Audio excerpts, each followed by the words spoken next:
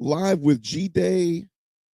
Immediate observations, recap. I'm going to do my best tonight to go from top to bottom on immediate reactions and observations from G Day. There was not a lot to see because there was no television coverage. So, ESPN, no one is covering. I'm hearing Texas A&M is having their game covered this week, so that's pretty interesting. But for all the dog fans out there that did not get a chance to take in the G Day game, we are going to talk a little bit of G Day tonight and recap it, kind of put it to bed, and we get into the dreary down, what would I call second half of the dreary part of the season, where we get a break in the middle and get G Day, and then we have a few months to wait, and then we get fall camp, where we get some more tidbits here and there per se, and then we're into the season. But I'm gonna do my best to recap from just highlights that I saw, people that I talked to, my own personal opinion of just catching some clips here and there, what I saw, what I'm hearing. So obviously, you know that a lot of things that I'm replaying for you are either opinions that sports writers have, and also, like I said, leaning heavily on what I've seen and what I've heard from spring practice and the 15 practices they were able to have over 28, 27 some on days. If you're joining tonight, make sure you follow us and drop a like on Facebook, on Twitter, YouTube, Dogs Down South, trying to get to 1,000 followers over there. Immediately after tonight, I am hopping on and doing a TikTok session on the state of college football and NIL, as well as a few G Day highlights. So you can hop over there on Dogs Down South on TikTok. I'll be live over there. And then if you don't catch any of these things, 24 hours later, you'll catch this entire replay on Apple Podcasts. So if you're riding into work, riding home from work, you can catch it and get the entire replay. So let's hop right in. So I know you guys are dying to know quick observations on what I thought from G Day. First off, overall observation. So Kirby did say before this happened that he's not guaranteeing that G Day will be a thing going forward. I think he's just not wanting to commit to the fact that this is still a moving, kind of a moving entity where college football is going, and I don't think he wants to commit to the fact that this will stay the same. As you'll see in some of these notes, you would probably tell yourself, even some of our third stringers and players that have been with us for a good while that are really having a really great year, could be playing in mid-major conferences, definitely D2 somewhere starting, and heck, some of them might could hop on a D1 roster and start right now. So you can obviously see why this is coming to play. I think I heard Tennessee had a spring game, Alabama had a spring game, Georgia obviously, and a few other schools to be named. But I would say the majority of the SEC is choosing not to have a spring game this year. So I wasn't so mad when I heard they weren't going to video it. I get excited to turn ESPN on and just be able to sit back and not care. I don't say care, but not be so on pins and needles who wins the game, red or black team, and be able to sit back and really look at the talent, look at where we're at, look at some things we may need to improve on, but also look at some of the things that have improved and just see what kind of shocks you. So hopping straight in, I'll open up with this. So I'll tell you, one of the biggest things that we did on Saturday was the deep ball. We threw it a lot and we defended it a lot. And right off the bat, I will tell you that it was probably one of the best showings of our secondary defending the deep ball. We really tracked the deep ball well.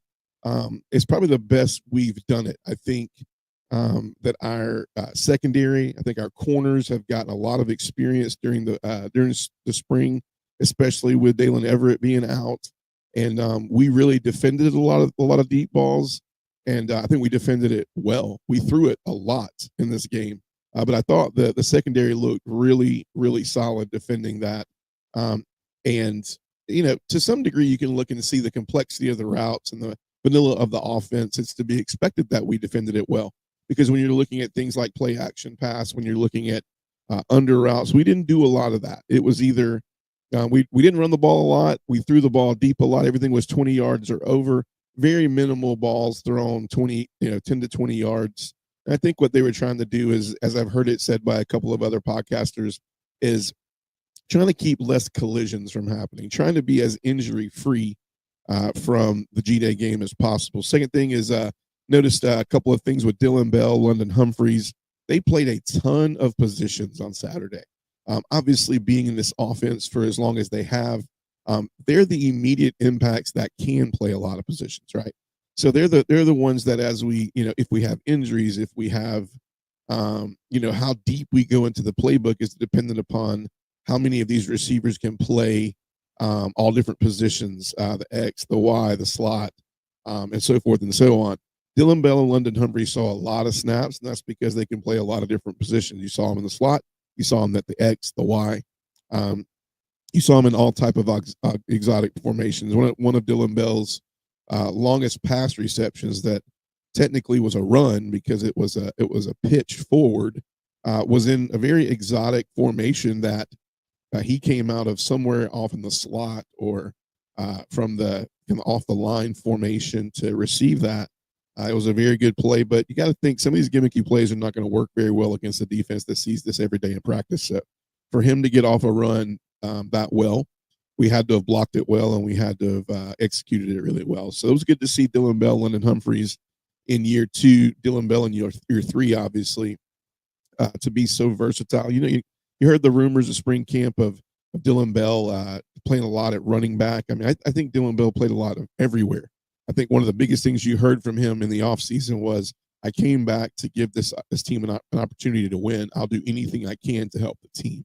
And in this day and age, and we're NIL and things we're going to talk about towards the end of the show, you don't see a lot of that. So kudos to that young man.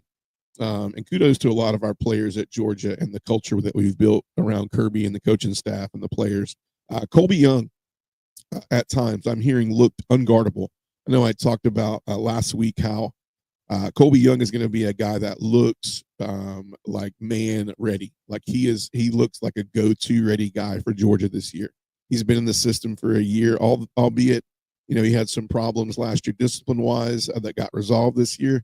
He looks like a guy year 2 that can possibly be unguardable. And when we're talking about some really, really good cornerbacks and a really, really good defense that is probably going to finish top 2 or 3 this year, as far as talent, as far as how we looked on Saturday. And so you got these guys going up against a defense that's really, really impressive. And so to see Colby Young doing that and making some of the catches that he did, he looked at times unguardable. Really could be that dude this year. Gunner.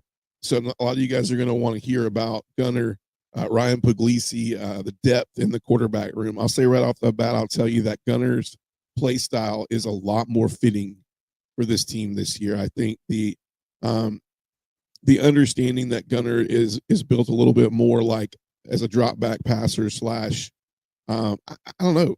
The word that for me comes to mind, like in the basketball terminology, of like a slasher. He's like a person that can drive and dunk. He can lay it up. He can drive and shoot off the dribble. That's kind of what reminds me of Gunner. He's going to be that slashing style quarterback this year, where you have to honor the legs a little bit.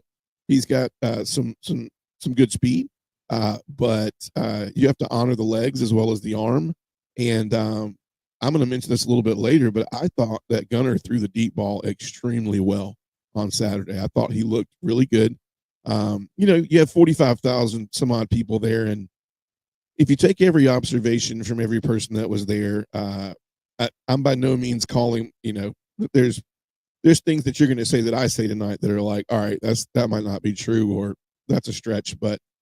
You got people that are like, yeah, well, Hezekiah Millender, he looked great. I mean, he looked almost better than Colton Ginn, and I'm like, Hezekiah Millender, he threw the ball one time. He was 0 for 1. He had 1 series. Not a lot to learn from Hezekiah on Saturday. But saying that to say is, I feel like Gunner's play style fits this offense a little better. than the pocket play style of the past few years with Carson Beck. Just my opinion right off the bat. We threw the ball down the field a lot on Saturday. We threw the ball down the field considerably well. When you look at the statistics, they're not going to say that. We'll talk about it a little bit on the why. The first thing I kept hearing from a lot of people was, drops and are still a problem, and passing the ball, not catching the ball, things of that nature. But you got to remember, guys, that the offense is very vanilla. There's not a lot of complexity in these routes. Number one, because of the fact that it's spring ball, right? So there's only a good chunk of the offense being laid out there for them. But also they're working on, they're working on specific things. It's more about, you're not going to see us run the ball 50, 60 times in spring. This offense this year is going to be best built around play action. This year, I think play action, establishing the run game, and then hitting some of these bigger wideouts at the X and the Y. And then I think your slots like Zach Branch and Zakovi White, they're gonna take a lot of that big play, get it in space type mentality, and do something with it. I think you're going to see a little bit different offense this year because Gunner's legs are going to be something to have to deal with. But we did throw the ball down the field very well, and we did it a lot. Running backs, I just said we didn't run the ball a lot in the spring. We try to keep the collision rate really down. So we didn't run the ball a lot. Although when we did run the ball, I felt like I think Bo Walker had 8 carries, 52 yards. Chauncey Bowens looked really good. I think Chauncey Bowens has grown a lot in this system. A lot of people are asking about Bo Walker. He looked good. I'm hearing, some of the reasons why you look at that 3-star per se right now is if there's 6 yards to get, he's gonna get 6 yards. He may get 9 yards, but apparently he just doesn't really have that takeoff type speed. So after 8, 9 yards, sometimes he struggles to really leave the defensive behind. Is what we saw. That might be why. But as far as getting his head in there, being a gutsy guy, running really hard, knowing what he's doing at an early on pace as a freshman, Bo Walker looks really good. And Bo Walker's SEC ready right now. It's just continuing to learn the system. But we don't, like we said, last week, we really don't know what Branson's status is coming out of spring. We won't know much about Rod Robinson coming out of spring, and I'm sure they're going to keep it close in hand until fall. So there's things we know about the running backs, and there's not those things we don't know. We didn't see a lot of Nate Frazier. I think when we look at it, when I look at the stat sheet, we didn't complete a ton of passes. We didn't complete a ton of balls. And I talked about it, maybe because of the lack of complexity in the routes, and this team sees these receivers and sees this offense every single day. They've seen it for 20-something days in practice. So we threw the ball 72 times. I think out of those 72 times, we only completed 37 passes. That's between 3 or 4 quarterbacks, but I would tell you it's not that we didn't catch the ball a lot. We didn't catch the ball. We didn't really throw the ball in a position to catch it. And then there was some really great defense. Like I said earlier, the number one thing on my list that I saw that everybody has consistently said is we defended the deep ball really, really well. And that was anything 20 yards or out. That could be 20-yard post routes that are not meant to be hitters to score, but we defended it really, really well, in my opinion. Moving on, some other stats. Dylan Bell, 5 catches, 78 yards. I mentioned Ryan Puglisi. Puglisi ended up 5 for 22, so he threw it a ton. Not a lot of completions. Let's talk a little bit, because you're going to ask. Let's talk about Puglisi really quick. This is his first real exposure, real college per se game snaps, besides in practice. He's been practicing for 8 months. He wasn't available for spring last year, so you can't say, well, he's had that year under his belt. What I hear a lot of people saying is that he just looked a little bit like it was his first game time type thing. You got fans out there. You got red squad versus black squad. You got a scoreboard being put up. You got plays being made. This is not practice. You can't rep it again. And you're just seeing a lot of him on his toes a lot. His footwork's a little bit shady, but everything else looks the part of a quarterback that is just getting through the jitters of seeing live football and not just practice football. That's what that was. He has a live arm. He has a college SEC ready arm right now. He has good wheels. He has a really great frame, really great stature. He's got really good rapport with the team. And I think, I don't know. I mean, I don't know if Ryan Puglisi will be great this year. I don't know if Ryan Puglisi will be great next week, next month, next year. I don't have that answer, but I'll tell you, I do think that Ryan Puglisi will be good. A really great quarterback for Georgia. It's just when is he going to be great for Georgia? Because right now, I will say that this is a Gunnar Stockton offense right now. It's a Gunnar Stockton team. He looks a little bit more poised, looks a little more confident.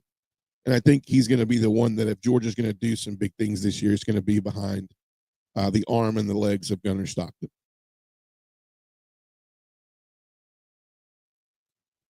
A couple other things. Gunnar looked like he had really good command of the offense, from what a lot of people are saying. He actually threw it down the field really well. He had a couple of catches. One big one that was mentioned was a nice 30, 40-yard throw to Jeremy Bell, who Jeremy Bell is a name. He's a walk-on that, if you don't know who that is, I mean, he's had an incredible spring as a walk-on. And I know what you guys are going to say. You're going to be like, we heard this story about these walk-ons and these guys that don't have a scholarship that we've never heard of. They kill it in the spring, and then we don't even hear from them or see them in the fall. There's some merit to that. I mean, a lot of these receivers are going to get, these younger guys were getting a chance to play during spring and really make a name for themselves and show what they can bring to the table. So I think the coaching staff can kind of gauge how serious they can take them coming into the fall as far as integrating them into the playbook. But he had a great throw to Jeremy Bell that beat the secondary one time, and he had a couple of really good throws that were completed. He had a couple of really good throws that weren't completed, and that was just either good pass coverage. We did have a couple of drops. We are human, and I know what a lot of the Georgia world is going to say is, we're still dropping the football. Yeah, we're gonna drop the football a few times. I know we had problems with it last year, but I would tell you that this is an improved wide receiver and tight end room this year and running back room. I think you're going to see that improvement on the field with the offense. I mean, and you look at the quarterback play, and I'll do this. I'll get into this really quick. When you look at the play of Coulter Ginn, and you look at Ryan Puglisi, and you look at Gunnar Stockton, and then you got guys like Hezekiah Millender, you got guys like Ryan Montgomery, all these guys. The common denominator with all these guys is they're all Georgia guys. And I know what you're going to say. You're like, yeah, they're all Georgia guys until they're not going to have any playing time and they're going to roll out, to play. This is an NIL era. I would tell you that that's not to be seen yet. I think Ryan Puglisi has said it time and time again. He's at Georgia because he wanted to be at Georgia. Coulter Ginn, there's a reason why I heard this is an exact saying from somebody that follows Georgia very well. He has a podcast, a very watched podcast. He said Coulter Ginn could be starting at any, Division II school right now, right off the bat. He might could even hop into a couple of D1 schools and be starting right off the bat right now. He throws a really great deep ball. He's 6'4". He's got good height. He's got great arm strength. He throws a really great ball, and he just wants to be at Georgia. He walked on. I don't know if he'll ever play for Georgia, but man, to be as deep as we are, and we really didn't get to see any around Montgomery with his injury. And like I told you, out of 45,000 people, there are people out there saying that Hezekiah Millender looked really, really good. I didn't have enough stats or previews or plays or opinions from any other writers out there to lead me to believe that Hezekiah Millender had this great game. I think he threw one pass. I think he was there for one series, and not much to say about him. Not to down the kid. I'm just saying he didn't show enough to give this great report on and to get these rumors out there that Hezekiah Millender is going to push for the, I don't know. Next thing you know, you can have him pushing for the starting job, which is not true right now. Right now, that depth chart is looking like Gunnar Stockton, Ryan Puglisi, and Coulter Gent is the third string quarterback. I think behind that, you're looking at Ryan Montgomery and then Hezekiah Millender at this time right now. I mean, a lot of things built around spring, and what I've even heard built around. Kirby was asked the question as well about NIL, and obviously the news before the weekend that broke, and we're going to talk about with Nico Iamaleava from Tennessee. I mean, this team this year is, I mean, for dog fans, this is a little bit different of I call it an upbringing, right? Last week's show, go catch it if you did not on Apple Podcasts. We talked about just like depth chart and how Kirby's just having a different kind of attitude this year going towards the season. He's got this really dark, very pro style approach this year. Almost like, and we said we're going to say this a lot, but we're paying you guys a lot of money now, and you want to be treated like a pro, then we're going to have expectations of you coming in and being pro ready every day to practice. And so, and I couldn't agree more. I think that is a great approach, but I will tell you that they've been preaching a lot of fire, passion, and energy at Georgia. It's a nature of the sport. It's something that I think last year, I think he's slid some of these in where he said we lacked that last year. We lacked the fire, the passion, the energy at Georgia. We got to some points in some games where we thought we were just going to show up without us having to show up. And so you're going to constantly continue to hear that, as a mantra this year for Georgia is fire, passion, energy, that in the building, that on the team. Are you more concerned about your position on the team and what you can bring to the team and how we're going to go out there and win an SEC championship, win SEC and regular season games and try to go play for a national championship, or your NIL status? I think he would much rather have one, and the other is just business. I think the other will come into play, right? O-line rotation. O-line, I'm going to go through what I heard it looked like. Bo Hughley was in there. Micah Morris, obviously. Drew Bobo, Ernest Green. Michael Unai was actually in that first round of rotations. We mentioned that, Bo was a good possibility to be in that rotation. And then obviously there's some injuries on that front right there. Monroe Freeling would probably be in that Michael Unai position. But you could very well see that rotation going on week one. Something of the matter of Drew Bobo, Ernest Green, and Ernest Green and I'm sorry, I'm dropping Monroe Freeling at tackles, and then you could see Bo Hughley, Micah Morris at guard. Second round, rotated in Malachi Tolliver, Cortez Smith, Juan Gaston. Apparently, the news I'm hearing is started at guard, even though he came in as a tackle. Look out for Juan Gaston, 5-star offensive lineman. Played tackle, came in as a tackle, but playing some guard right now as a 5-star, but running with that second string. And I'm hearing, don't be surprised if Juan Gaston is for one thing, if he's cracking that starting lineup, whether it be due to injury or just rotation. I think you'll see some Juan Gaston this year. Very talented, very humble, very good kid, has great size, great hands, and he's going to be a star at Georgia. And I think he could be it as early on as a freshman. Moving on a little bit, Chris Cole, man, he's a name you got to keep after. You got to keep a look after this year. I think he's wearing number 9 this year. That's a different number. I know he wore 18 last year. He's going to be a guy that is going to kind of look like what Jalen Walker did in the past. We're going to rush him a good bit. There were numerous batted passes that went on from the line of scrimmage standpoint of view, from sending him from all different angles. So he definitely was running that Jalen Walker type mindset on defense. It was causing a lot of chaos. Number 9 this year, not number 18. Quintavious Johnson went out with an injury, I'm hearing, but he looked really good until he went out. I'm hearing it's nothing serious, but we'll see. Joseph Jonas Ajanye has not really practiced at all during the spring, and he was out there, and I'm hearing he looked really good. So that was a good thing to see. Is Joseph Janiah looked really good. He's big, man. Big number 99. Was very surprised to see him. Edge observations. Let's talk edge a little bit. We got a little bit of Isaiah Gibson, the true freshman from Warner Robins, Georgia. Apparently, he's dropped a little bit of weight, which is crazy because he came in around 240, 250, and put on a little weight as he got in, and then he's back down to that 230, 240 range really, really quick. He's gonna be a really great edge for Georgia. I don't know when. He's still lost right now. He's still kind of running around trying to figure life out. But what he does do well is he has an eye for the ball. He's strong. He's a quick kid. He's an elusive kid. He's going to do really great things for Georgia. But he looked good.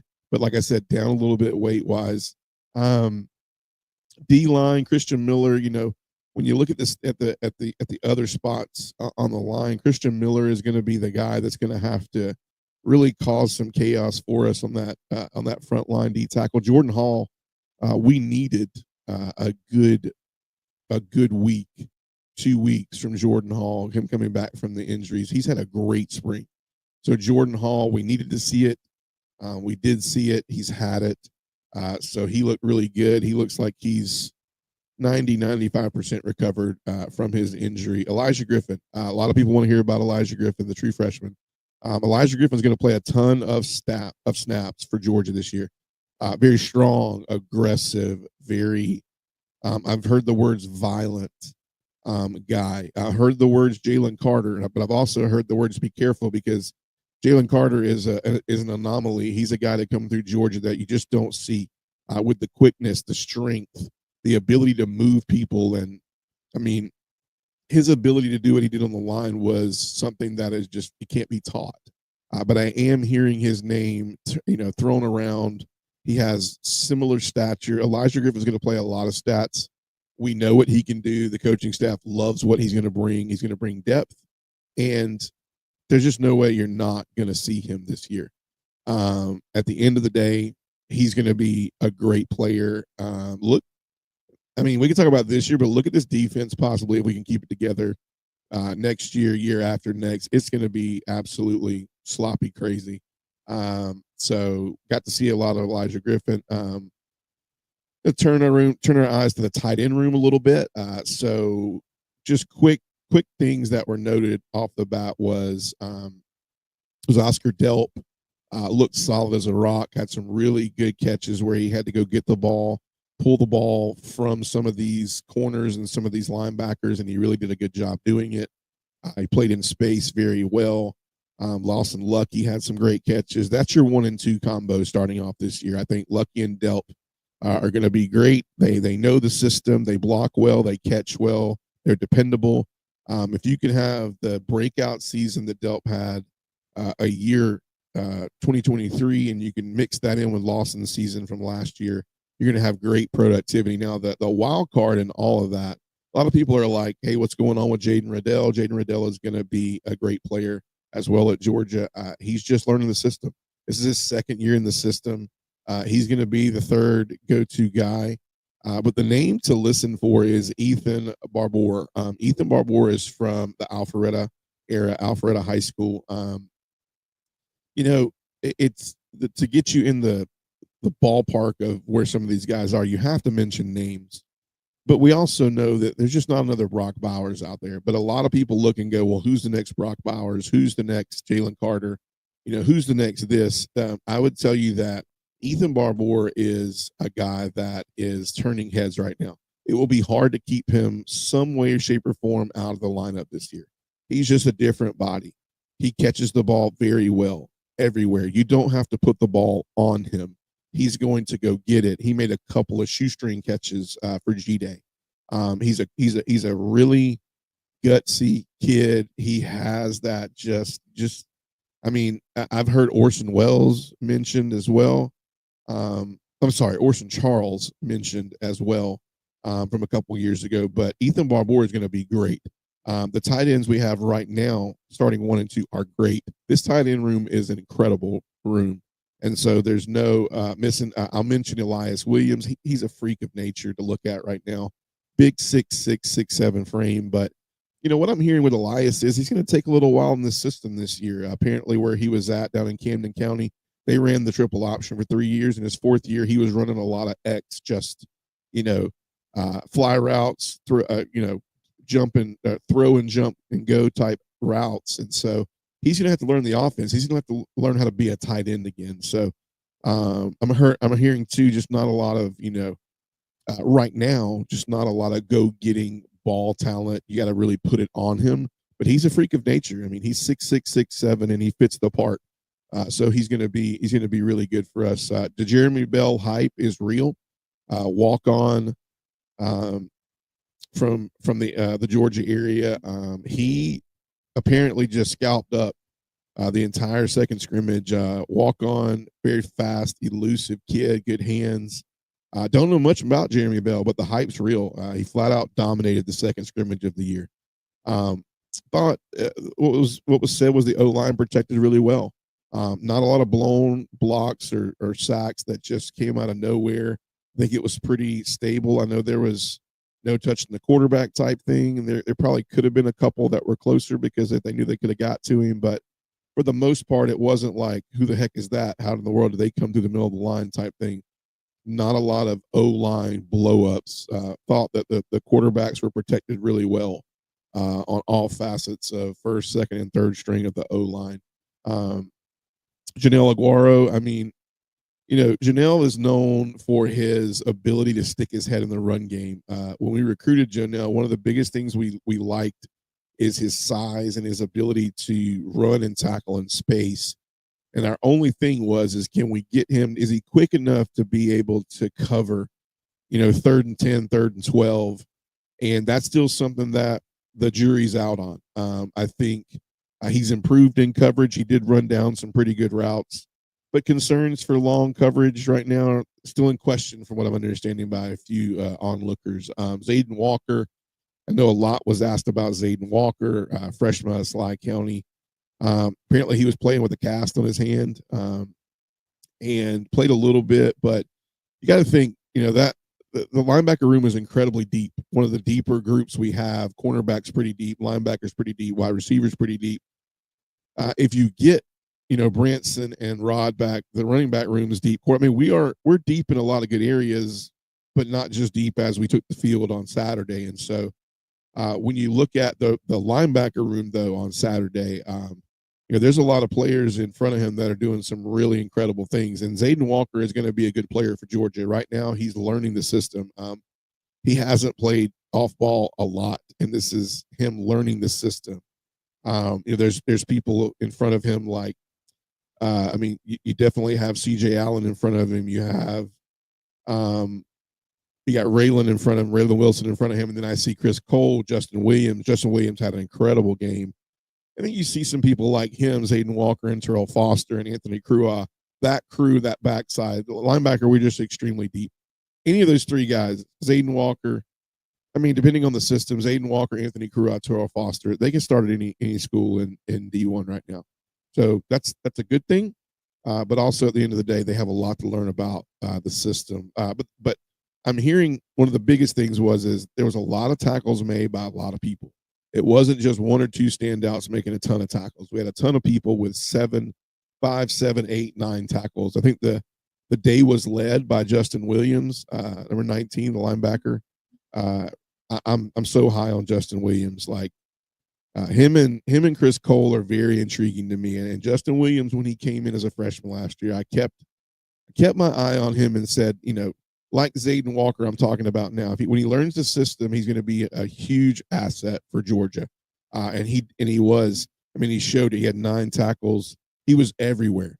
He was everywhere on Saturday. Justin Williams was, guys. Great speed, smart character kid, can play the ball. He's going to be a special player for Georgia. I heard Zion Branch, Zachariah's brother, is a massive human being. He had 7 tackles. Looks like a man. Is a huge, just jacked dude. So if you're looking for who the guy is that's incredibly intimidating, huge, and then we got a lot of those guys. I guarantee if you threw Zion Branch's name in the hat, it's probably him. Kick return rotation. I heard Zachariah Branch, they're calling him Zach. Zach Branch, Jacoby White, Dwight Phillips Jr. will be kind of handling the kick returning duties. And I heard punt returners were looking like Zach Branch, Jacoby were returning punts. So that looks like your rotation that we will probably, barring any change, major changes, we'll be going into in the fall.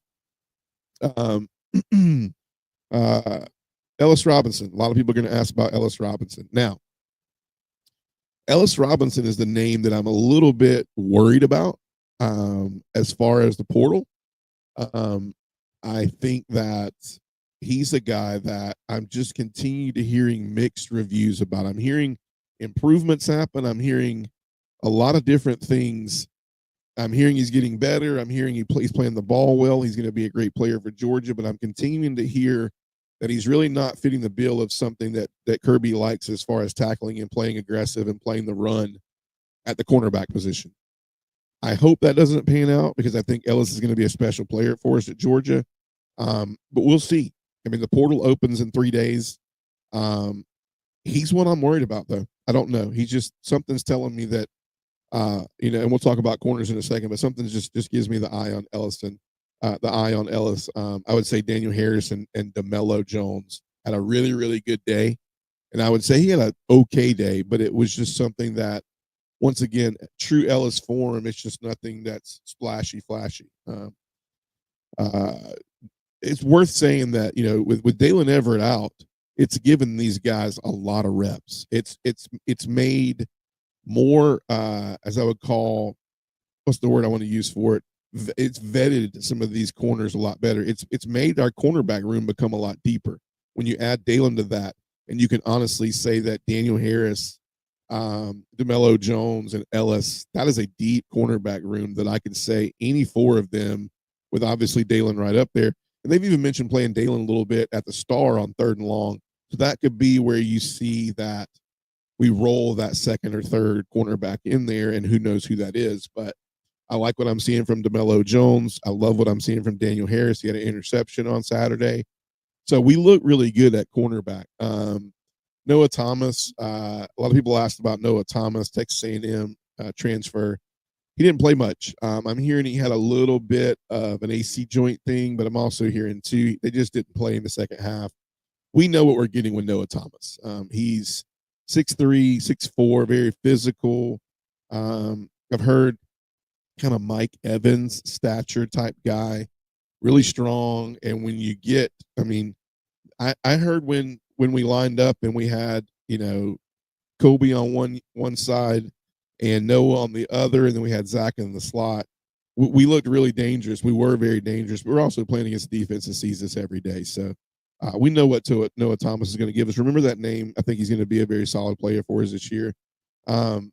Overall, this is going to be a better sound team this year. I think team chemistry is already better.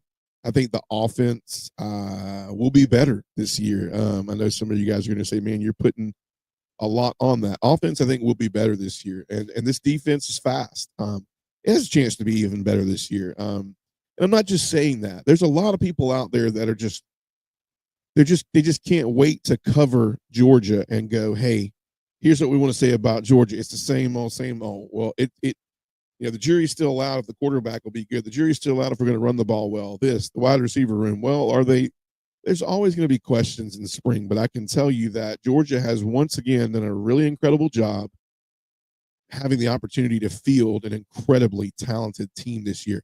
Incredibly talented and incredibly deep at some positions. They could be too deep in some positions that some teams the SEC would beg to have at their first rotation. So I think questions were asked about Nitro Tuggle, and the best answer I heard about Nitro Tuggle, and I'll feed this to you, is I think you'll know very clear what's going on with Nitro Tuggle in a couple of days when the transfer portal opens up. I'll just leave it at that. I'm pretty sure Nitro Tuggle will hit the portal because at the end of the day, Kirby's not. He'll be in the portal. You can mark my words that I said it. Other people have said it, but I'll say it here as well. I do think Nitro will go in the portal. The only way he doesn't is if he goes, look, I did it. He's man enough to look and go, I did it. I shouldn't have done it. I owe it to the team to do what needs to be done.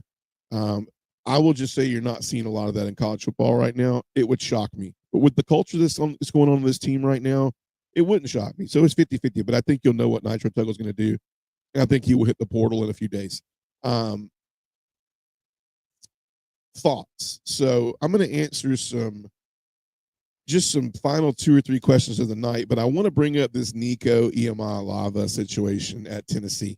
A lot of people have messaged me, asked me, what do you think about this? In passing, I hear, what do you think about this? And I'm going to give my thoughts here on Nico. First off, I'll tell you, Josh Heupel, bravo to you. I think there's mixed opinions about the decision that you and your staff and your organization made, but I will tell you, kudos, bravo to you. This guy who went 14 for 30 something against Ohio State in the playoff, and apparently was going to, hold out that game for a higher NIL deal, and then comes back around, and then 2 nights before the spring game goes over to your offensive coordinator's house, has dinner with, the family of quarterbacks that's in that family, that team, and then just doesn't show up at practice to reevaluate an NIL deal that will pay him, go from $2.5 million to somewhere up in the $4 million plus echelon of pay. Now, I think we're inevitably in it now. Players are going to be paid. We're in it now. We've done it. We've broke the seal on that. You heard the whole thing of, when you break the seal, you might as well go ahead and just eat it, buy it, drink it, do what you're going to do, because it's done. It's yours. So I think we've done it. We broke the seal. It's here to stay. The thing I don't like is how it's being done. I'm not hearing a lot of clarity. I'm hearing these things going before the House. I'm hearing the NCAA is going to be meeting about it. I'm hearing the NCAA is going to discuss these things and get these things right. It is unraveling before our eyes. And you can just hear Kirby as he discusses some of this NIL stuff, and he beats around the bush because in his mind, he's just so, and I'll say it right now, he's just so pissed at where college football has gone. And he just doesn't even like discussing it. It just doesn't even sit well. It's like sour grapes to talk about it. And he's probably, and maybe I'll give a couple of other handful of coaches out there that might be doing a really great job with it, but is doing the best in the situations of having to keep a really great team together, recruit at a high level, pay some players, but not pay it all out to where it's like, all right, well, we better be great at safety, quarterback, and running back this year because we ran out of money at those, at any other position. So we're praying we can block. We're praying that we can catch the ball and we can defend the pass and rush the. I don't know, kick a field goal. I didn't mention special teams, by the way. Very strong special teams play. One of the top. We didn't see a lot of Thorson, as he's recovering from an injury. But kickers did incredibly well. Woodring, just spot on. It's going to be a great year for our special teams as well. But it's just killing college football. It's the way it's being done. It's getting scary that we're holding out of playoff games because of we're wanting more money, and then we're waiting till the night before the spring game to go, I want more money. Like it's just rogue. And kudos to Josh Heupel for just not accepting the bull crap. I think it's extremely classless. So regardless of what you see in Tennessee fans, I know it's going to be a year where you're just in question. You're going, we got to go portal. What do we do here? What do we do there? It'll be interesting to see what Tennessee does. I know I heard that quarterback play from Saturday at the scrimmages were not the greatest, and so they'll definitely be in for a quarterback somewhere. But kudos to you guys. It's sickening. It's disgusting.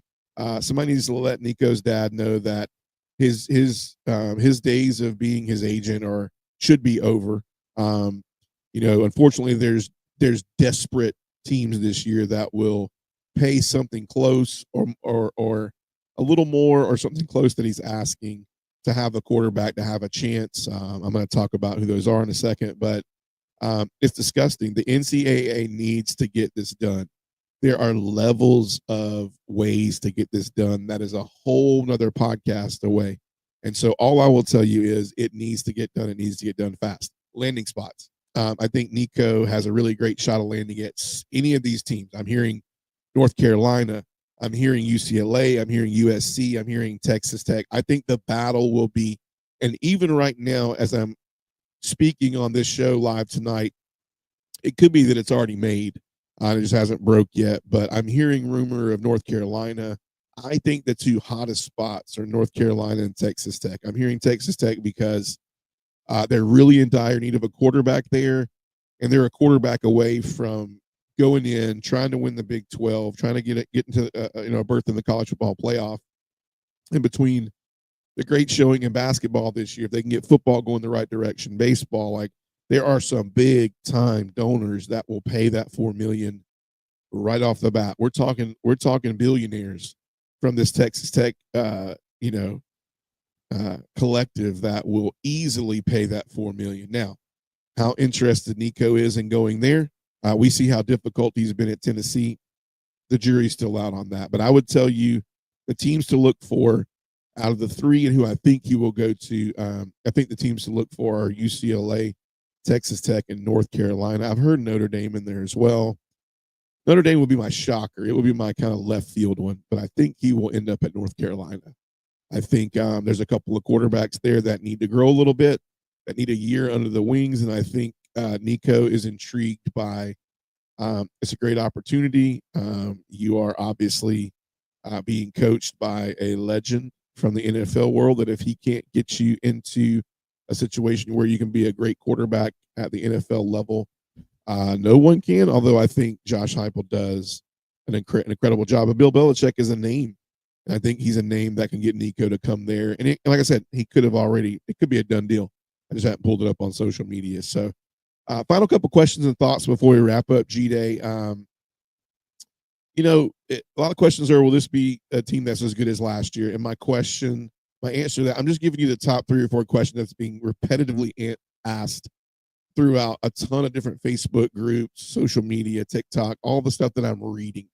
I just pulled a little bit from it, and with the final minutes tonight, I want to answer those questions and give my opinions on them. So, will this team be as good as last year? I can honestly tell you, I think it will.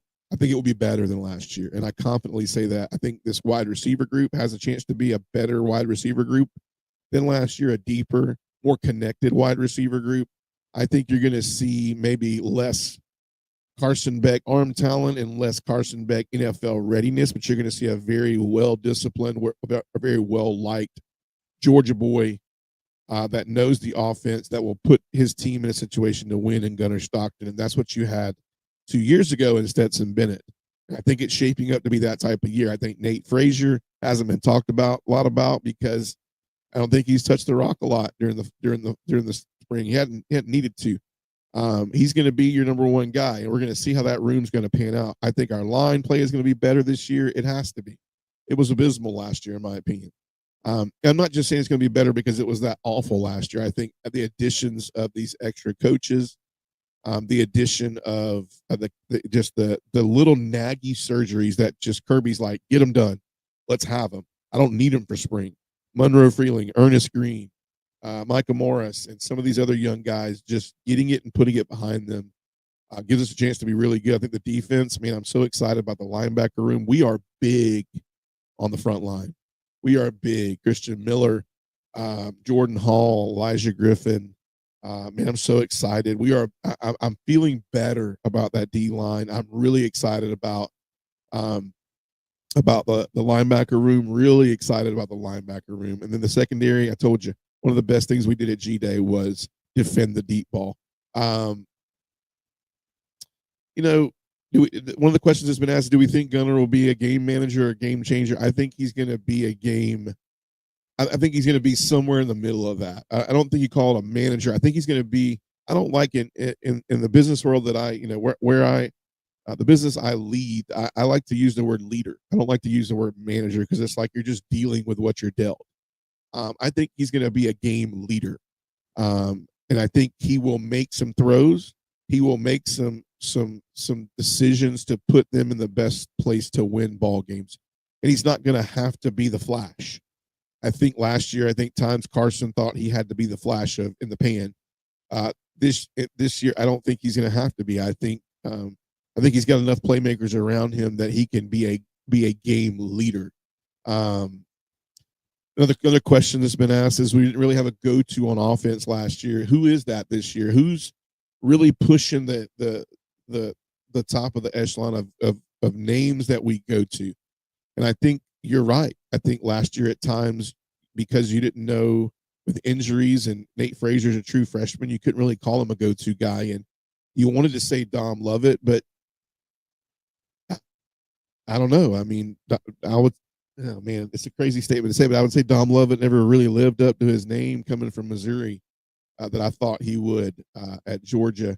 And you looked at some of the injuries that plagued Georgia. You would say Carson was kind of a go-to guy, but look where his head went throughout the year, and look at some of the things that went on with him. I would think some of the, in all honesty, I mean, and you look at the receiver play with Arian Smith, and I mentioned those names. I don't think they had a go-to guy last year. I think we were just trying to go somewhere, but as far as how to do it, we didn't have that answer. And this year, I think we do. I think when you look at Colby Young, I think he can be that dude. I think Zachariah Branch can make a lot of headway in space. He's a guy, if you get him the ball, he's not just going to go down.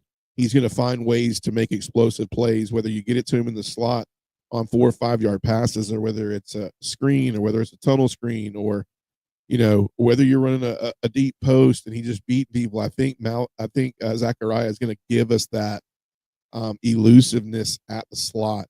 I see him as being a go-to. I see Delp being a person that you can depend on. Him and Lawson. I see much more dependability in the tight end room. And on defense, I think it's good to see the depth at the cornerback position. It's also really good to see how great KJ Bolden looked in his second year in that system. He looks like a guy that's going to take over right where Malachi left off in the linebacker. There's a lot of go-tos on both sides of the ball. Be encouraged by this team this year, in my opinion. Don't give it a chance before you give it a down, because we look really great on paper. I think we look really great in some avenues, and we have time to get better. And I think this team is going to be. I just think it's going to be better than last year. And this is a team that won the SEC, and maybe you could say was a quarterback shy of getting deep into the. I mean, I don't know. I mean, who knows? But I think we were missing those playmaking abilities. This offense is it's going to be a play action offense this year. We're going to have to be able to establish the run, make things happen with the run, so that we can in turn run some play action, get the ball downfield to some of these big receivers, and then be able to when they take their eyes and put them on those play actions, take their eyes and put them on the run game. That's where Zachariah Branch is going to be very lethal and deadly in that slot. So I think that's the key for Georgia this year. And then is this defense ahead of the offense? Yes. I mean, but that's usually spring ball. Very vanilla offense, pass the ball a lot. So, yes, as of right now, defense, I would say coming out of spring was ahead of the offense for no other reason than I said last week, and that's just continuity of getting used to playing with each other. So I think this is going to be an extremely good team this year. Whether we're great or not will be how we see all these injuries come back. The players like Rod Robinson, Monroe Freeling, Branson Robinson, how we can see some of these guys coming back from injuries. I don't think Quintavious Johnson is a bad thing. Do we hit the portal? I don't know. I really don't know. I think that's a whole other show. But one of the big things we might want to do in the portal is look for some help on the edge. You didn't see a lot of Gabe Harris because of an injury as well. Dalen Everett, we didn't see a lot of, but we know what he holds. A lot of positives in all that. I think Georgia is gonna be just fine, but we'll see how great we will be by how some of these injuries play out and kind of what we start hearing coming into filling roster for fall. So that's going to be it for tonight for the G-Day wrap up and the state of college football. If you haven't already done so, make sure you go follow and like us we're on Facebook, we're on Twitter, we're on Instagram, we are on Apple Podcasts, YouTube, trying to get to 1,000 followers. Share the stream with your friends. If you got any Georgia friends who want to hear a clear, adaptive version of what G-Day looked like because they didn't get a chance to see it, share share this the podcast. We are trying to get to a really good place before the season starts so that we can bring you guys really quality coverage of Georgia football, which we are getting more and more excited about as we enter into the summer. For myself and all the Georgia fans out there, thanks for joining tonight. An incredible cap to the spring with G-Day, and looking forward to these guys getting in the weight room, getting stronger, getting faster, getting healthy, getting a little more classroom time, and getting a little bit more of a notch on their belt as far as learning the offense and defense, and really seeing what we have coming to the plate in the fall. But for myself and the rest of the Dog Nation out there, be good. Have a great rest of your week, and as always, go Dogs.